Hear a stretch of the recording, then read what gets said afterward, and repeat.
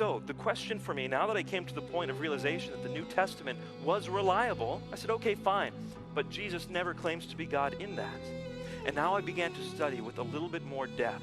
I began to try to look at things. My friend David first handed me the Gospel of John. He said, here, read this. And as I read the Gospel of John, John chapter 1, verse 1 says that Jesus is God. Don't have to go too far. In the beginning was the Word was with God, and the Word was God.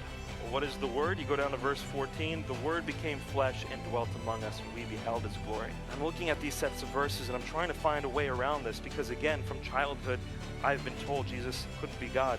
And now that I believe the New Testament's reliable, how could it possibly say this? So the way I defended that was by saying, well, Jesus isn't saying He's God here. This is John, the author. I want to see Jesus say He's God. Then as you go through the Gospel of John, you see things that Jesus says, like in John chapter 8, verse 58.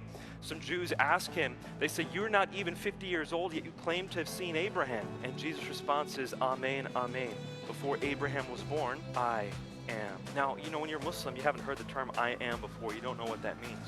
But when someone points you to Exodus chapter 3, verse 14, where God tells Moses that his name is Anohu, I am, that now it begins to make sense what Jesus is saying.